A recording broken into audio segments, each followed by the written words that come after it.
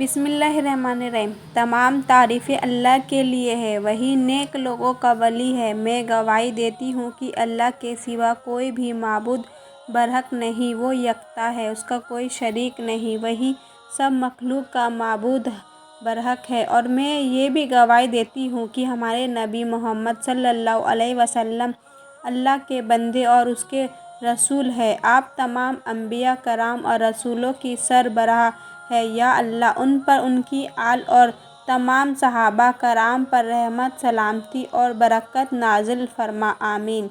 प्यारे दोस्तों, मेरी बहनों और मेरे प्यारे भाइयों, आज की वीडियो में सूरह इखलास का एक बहुत ही लाजवाब वजीफ़ा आपके लिए लाए हैं। ये वजीफ़ा सूरह इखलास यानी कुल हुवल्लाहु अहद का वजीफ़ा है।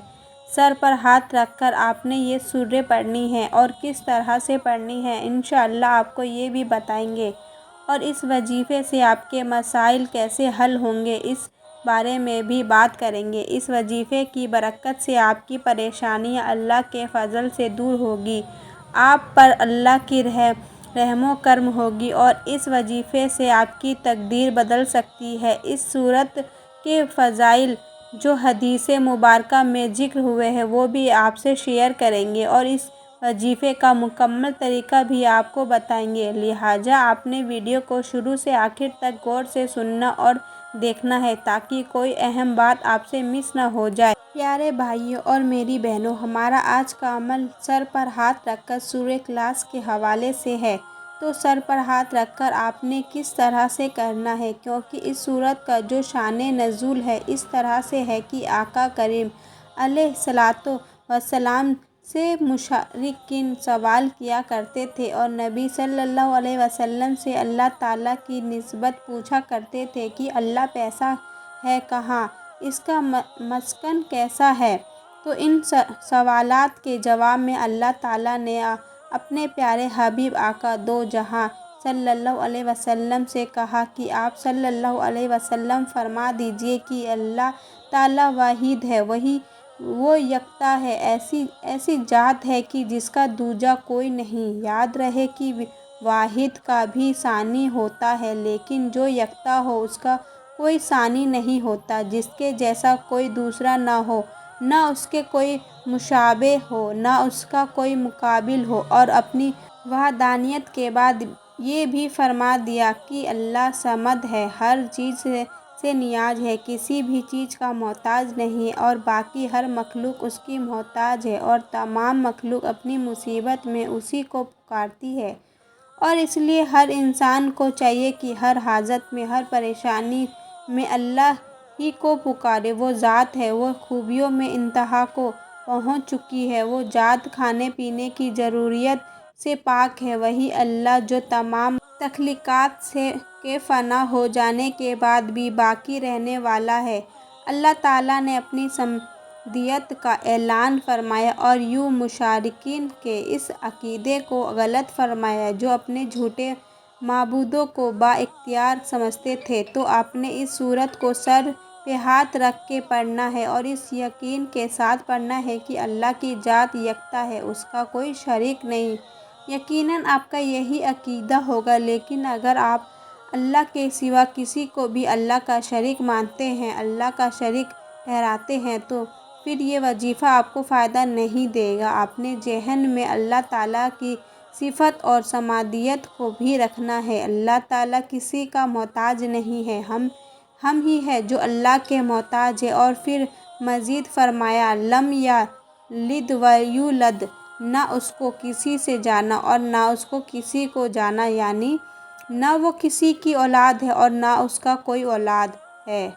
और इस आयत में अल्लाह ताला ने नसारा के इस अक़ीदे की तरदीद फरमा दी जो हज़रत उज़ैर को और हज़रत ईसा को अल्लाह ताला का बेटा मानते हैं। और फिर फरमाया, वलम यकुल्लहु कुफुवन अहद, उसके जोड़ का कोई नहीं है। तो दोस्तों, क्यों ना ऐसी ज़ात से सवाल किया जाए जो हर लिहाज से मुकम्मल है, कामिल है, किसी की मोहताज नहीं और अकेले तमाम जहानों की मालिक है और हर कोई उसी का मोहताज है, वही हाजत रवा है, इसके अलावा कोई नहीं, जो किसी की छोटी بھی حاجت کو پورا کر سکے۔ پیاری بہنوں، میرے پیارے بھائیوں، اس مبارک سورہ کا وظیفہ بتانے سے پہلے ہم آپ کے ساتھ ایک واقعہ شیئر کرتے ہیں جو اس وظیفے سے متعلق ہے۔ ہمارے ایک بہن نے اس وظیفے کے متعلق اپنا تجربہ بتایا ہے، ہمارے ساتھ شیئر کیا ہے کہ اس وظیفے سے ان کو کیا فائدہ ہوا ہے۔ بہن اپنے میسج میں یوں لکھتی ہے: میری شادی کے پہلے چند سال تو بہت اچھے گزرے، مگر پھر اچانک نامعلوم کس کی بری نظر لگی۔ میرے شوہر کا کاروبار دن بدن ختم ہونے لگا، گھر میں بچے، شوہر سب بیمار، عجیب سی نحوست تھی۔ کبھی کبھی ہمارے گھر میں خون کے چھینٹے گرتے، پریشانیاں تھیں کہ بس بڑھتی ہی جا رہی تھیں۔ جہاں جاتے کوئی جادو بتایا، کوئی نظریں بند بتایا، جو کیسے کہتا کرتے، جو پڑھنے کے لیے دیا جاتا وہ پڑھتے، مگر حالات سدھرنے کا نام نہیں لے رہے تھے۔ ان سب پریشانیوں نے مجھے اور میرے شوہر کو ڈپریشن کا مریض بنا کے رکھ دیا تھا۔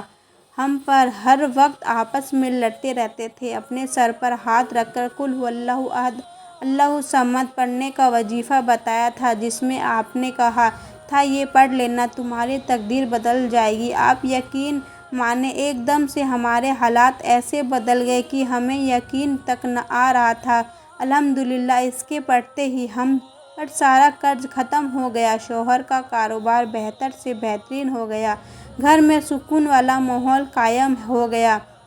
پیارے بھائیوں اور میری بہنوں، آپ نے ملاحظہ کیا کہ اس وظیفے میں کیسی طاقت ہے اور کیسا باکمال وظیفہ ہے۔ تو چلیے اب آپ کو اس وظیفے کا مکمل طریقہ بتاتے ہیں کہ آپ نے اس وظیفے کو کیسے کرنا ہے۔ تو سب سے پہلے آپ نے سر پر ہاتھ رکھنا ہے اور قسم کھا کر اللہ تعالیٰ سے یہ اقرار کرنا ہے کہ یا اللہ تو یکتا ہے، میں تیری وحدانیت پر ایمان لائی ہوں اور میں تیرے ساتھ کسی کو شریک نہیں کرتا، تو بے نیاز ہے، تیرے سوا اور کوئی نہیں، نہ تو نے کسی کو پیدا کیا ہے اور نہ تجھ سے کوئی پیدا ہوا ہے، تیرے جوڑ کا کوئی نہیں۔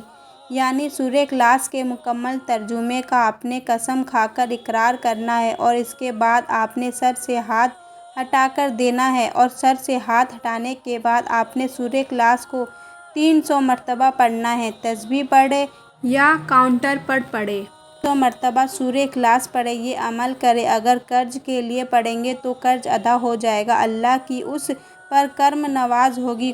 کوئی دشمنی ہے، کسی فتنہ کا خوف ہے تو اللہ تعالیٰ اس پر غضب کے دروازے بند فرما دیں گے، رحمت کے دروازے اس کے لیے کھل جائیں گے، غیب سے رزق عطا ہوگا۔ اور آپ اگر یہ عمل کرتے ہیں تو اس کا ایک فائدہ یہ بھی ہے کہ آپ کو 36 قرآن پاک مکمل کرنے کا ثواب ملے گا، جیسا کہ حدیث پاک میں سورہ اخلاص کی فضیلت بیان ہوئی ہے کہ اس کا ثواب 1/3 قرآن کے برابر ہے۔ تو پیارے بھائیوں اور پیاری بہنوں، اس مبارک عمل کو آپ نے ضرور کرنا ہے اور اس وظیفے کو کسی صورت میں مس نہیں کرنا ہے۔ خود بھی اس وظیفے کو کریں اور اپنے پیارے اور اپنے چاہنے والوں کے ساتھ بھی اسے لازمی شیئر کریں۔ دوستو، ہم امید کرتے ہیں کہ آپ کو ہماری آج کی ویڈیو پسند آئی ہوگی۔ دوستو، میری پیاری بہنوں، چلتے چلتے ایک بار عرض کرتے چلوں، آپ جو بھی عمل کریں، جو بھی وظیفہ کریں، کامل یقین کے ساتھ کریں، سچے دل کے ساتھ کریں اور ساتھ ساتھ کچھ صدقہ بھی کریں۔ اور ایک ضروری بات، سارا عمل کا دارومدار نماز ہے۔ اگر آپ نماز نہیں پڑھتے تو سب سے پہلے آپ نماز شروع کریں، پھر جا کر عمل وظیفہ کریں، کیونکہ بغیر نماز کے کوئی بھی وظیفہ عمل قابل قبول نہیں ہوتا۔